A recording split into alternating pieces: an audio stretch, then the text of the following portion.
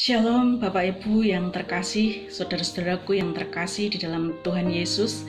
Pada kali ini kita akan belajar tentang kemanusiaan Yesus Kristus. Kemanusiaan Yesus Kristus sangat pentingnya dengan ketuhanannya, sebab kalau Tuhan Yesus bukan sungguh-sungguh manusia, tentu ia tidak dapat menjadi korban bagi dosa manusia. Yang menjadi korban harus benar-benar seorang manusia, tetapi manusia yang tidak berdosa. Dalam Yesus Kristus kita melihat kemanusiaan yang sejati dan kemanusiaan yang sempurna, yaitu kesempurnaan di luar ketuhanannya. Tuhan Yesus mengenakan sifat manusia sama seperti kita, dan ia bertumbuh secara jasmania, bertambah-tambah dalam pengetahuan sama seperti manusia biasa. Akan tetapi ia tidak berdosa.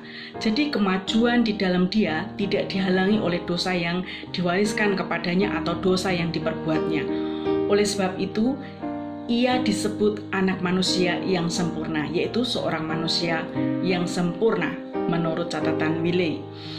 Sebutan manusia untuk Tuhan Yesus Kristus ada di dalam Lukas 19 ayat 10, Kisah Para Rasul 7 ayat 36. Dalam ayat itu Yesus Kristus disebut anak manusia.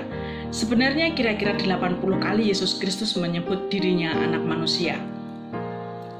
Dan sesudah Tuhan Yesus naik ke surga serta dipermuliakan, Stefanus melihat dia masih menyebut dia anak manusia. Hal itu terjadi ketika Stefanus mati syahid serta melihat Allah, dia di sebelah kanan Allah Bapa. Dalam Matius 1 ayat 21, ia menamai Yesus, yaitu nama kemanusiaannya. Juga dalam Kisah 2 ayat 22, ia disebut Yesus orang Nazaret. Rasul Paulus dalam 1 Timotius 2 ayat 5 tetap menyebut Yesus Kristus manusia, meskipun ia sudah naik ke surga. Yesus Kristus mempunyai tubuh dan jiwa manusia. Oleh sebab Allah, anak sudah menjelma, bukan berarti bahwa ia hanya mempunyai tubuh manusia. Tuhan Yesus juga mempunyai jiwa manusia. Yohanes 1 ayat 14, Ibrani 2 ayat 14, firman kekal, artinya Yesus Kristus telah menjadi manusia, mempunyai jiwa atau psuke yang arti sebenarnya adalah jiwa, diterjemahkan dalam ayat itu hati. Kalau ada yang menyangkal bahwa Yesus Kristus mempunyai tubuh manusia, maka orang itu mempunyai roh antikristus atau yang melawan Kristus. Coba kita bisa lihat di dalam 1 Yohanes 4 ayat 2-3. 1 Yohanes 4 ayat 2-3. Ini merupakan bukti yang nyata bahwa roh yang bekerja dalam Christian Science atau ilmu pengetahuan Kristen, yaitu roh Alma Sehu Dajjal atau Antikristus. Sebab mereka itu menyangkal bahwa Yesus Kristus datang dalam tubuh manusia. Perempuan Samaria mengenal Yesus Kristus sebagai seorang Yahudi. Dari rupanya dan perkataannya, sering para pelukis menggambar Yesus Kristus dengan memakai pagar bulan atau cahaya di keliling kepalanya, tetapi dalam Alkitab tidak ada yang membuktikan hal itu. Lukas 24 ayat 39, Yohanes 20 ayat 26-27, bahkan setelah kebangkitannya Yesus Kristus tetap mempunyai tubuh yang sama dengan tubuh manusia. Di dalam Kisah Para Rasul 7 ayat 55, 56, kemudian di dalam Matius 26 ayat 64, Wahyu 1 ayat 13-17, dalam kemuliaannya Yesus Kristus sekarang mempunyai tubuh manusia. Dan ia akan datang di awan-awan di langit sebagai anak manusia. Waktu itu tubuh saleh-salehnya atau mempelai perempuan akan diubah menjadi serupa dengan tubuhnya yang mulia itu. Di dalam Filipi 3 ayat 21. Yesus Kristus adalah seorang manusia. Ibu Yesus Kristus seorang manusia dan nenek moyangnya juga manusia. Ia adalah anak Maria dan keturunan Daud. Maria adalah benar ibu Yesus Kristus, seperti Allah adalah benar bapaknya di dalam Lukas 2 ayat 7, Kisah 2 ayat 30, 13 ayat 23, Roma 1 ayat 3, Galatia 4 ayat 4, Ibrani 7 ayat 11. Apa yang dialami manusia juga dialami oleh Yesus.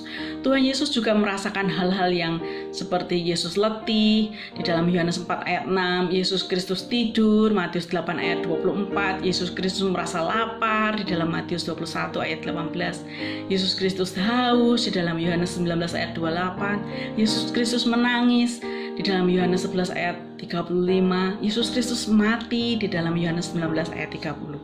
Dari ayat-ayat ini nyata bahwa Yesus Kristus mempunyai keadaan tubuh seperti tubuh manusia. Dari Lukas 2 ayat 40-52 nyata bahwa Yesus Kristus bertumbuh dalam pengetahuan dan jasmaninya sama seperti manusia biasa. Tentu ia dididik di dalam keluarganya dan di dalam bait Allah dan mempelajari sendiri Alkitab. Hanya dalam satu perkara Yesus sebagai manusia dengan kehendaknya sendiri sengaja membatasi pengetahuannya. Misalnya pada waktu ia ada di dunia ini, ia tidak tahu kapan ia akan kembali lagi ke dunia ini. Perhatikan Filipi 2 ayat 7. Janganlah kita menafsirkan ayat ini sembarangan. Dari ayat-ayat yang berhubungan dengan ayat ini dinyatakan bahwa Yesus Kristus menghampakan dirinya terutama dalam hal kemuliaannya dan bukan dalam hal pengetahuannya. Yesus Kristus tidak menghampakan dirinya dalam sifat-sifat ketuhanannya, akan tetapi ada kalanya sifat-sifat ketuhanannya seolah-olah ditudungi. Yohanes 3 ayat 34 ayat ini menyatakan bahwa walaupun Yesus Kristus menghampakan dirinya dan membatasi dirinya dalam pengetahuannya, tetapi ia adalah guru yang diurapi oleh Allah Bapa, dan ajarannya diilhamkan oleh Bapa sehingga dikatakannya itu adalah firman Allah. Lihat dalam Yohanes 7 ayat 16, 12 ayat 48-49, ayat 14 ayat 28. Sudah nyata bahwa seringkali sifat ketuhanan dan kemahatauannya dinyatakan dalam Yesus Kristus pada waktu ia masih mengenakan tubuh manusia yang belum dipermuliakan. Akan tetapi secara manusia ia adalah sungguh-sungguh manusia dalam hal pikirannya juga. Bandingkan di dalam Ibrani 4 ayat 15, Ibrani 2 ayat 18 dan Yakobus 1 ayat 13. Sebagai manusia Kristus dicobai, tetapi sebagai Allah ia tidak dapat dicobai.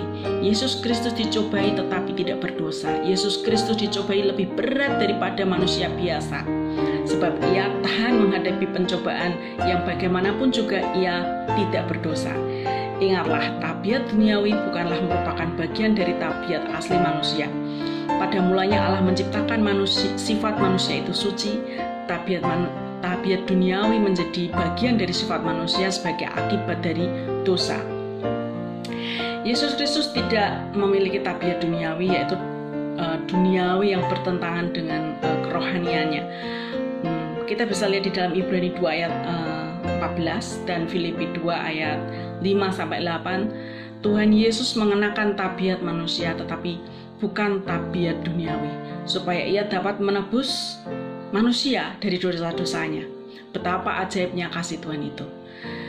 Yesus Kristus membatasi kuasanya pada waktu ia berada di dunia ini. Di dalam Markus 1 ayat 35, Yohanes 6 ayat 16, Yohanes 6 ayat 15, Lukas 22 ayat 41-45, Ibrani 5 ayat 7, Yesus Kristus sering berdoa. Melalui doanya ia mendapatkan kemenangan dan kuasa untuk melakukan pekerjaannya.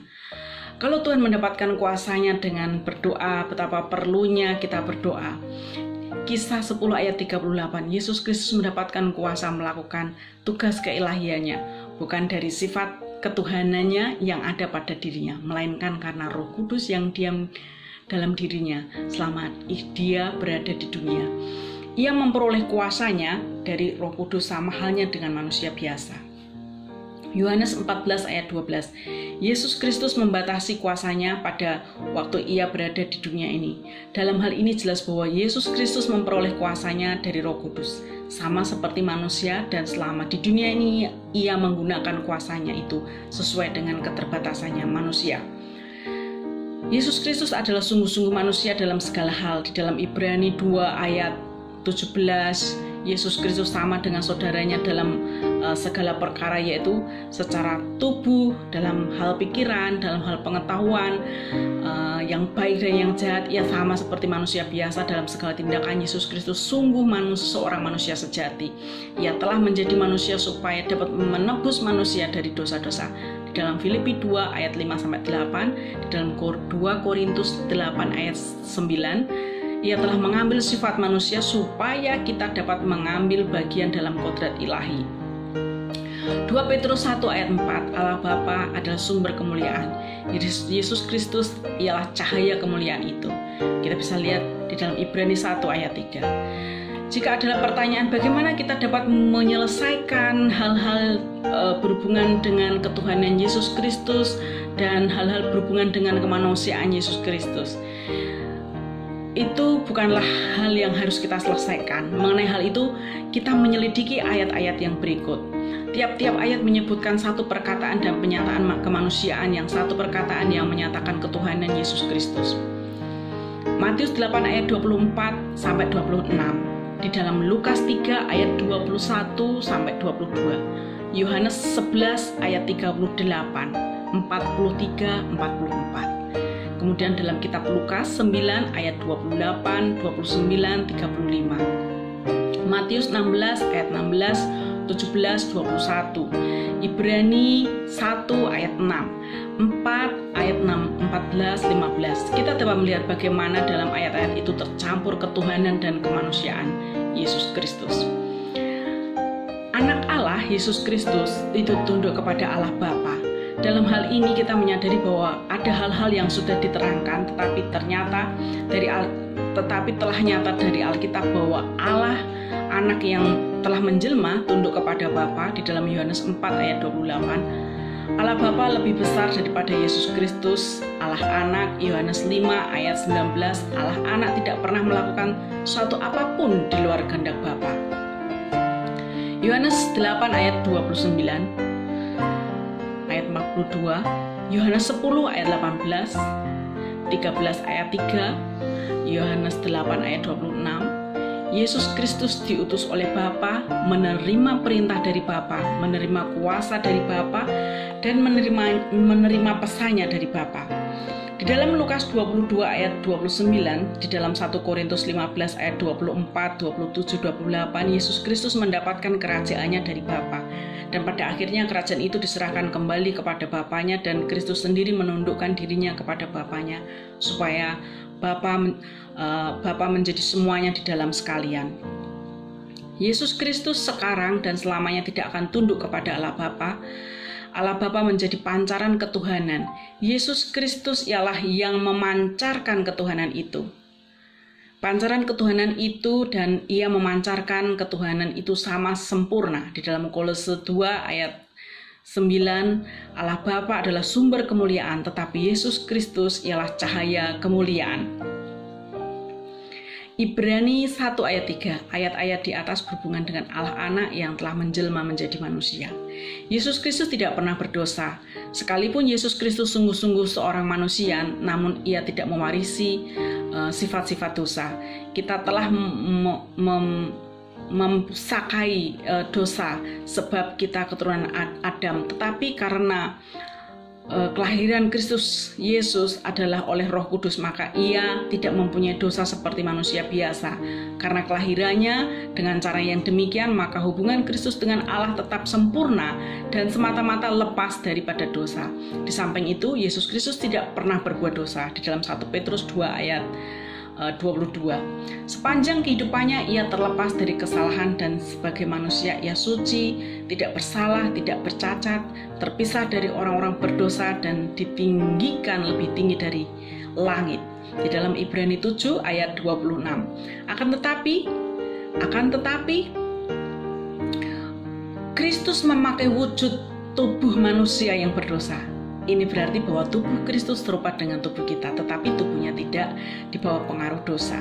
Memang Yesus Kristus suci sebab ia mempunyai Roh Kudus yang bekerja dengan kepenuhannya, dan ia sendiri adalah sumber kesucian. Ajaib sekali bahwa Yesus Kristus telah mengenakan tabiat manusia tetapi tidak berdosa, supaya dapat menanggung hukuman dosa kita.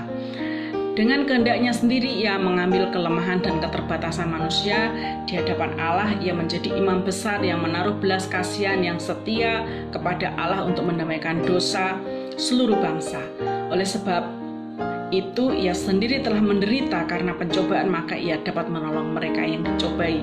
Dalam Ibrani 2 ayat 17 ayat 18.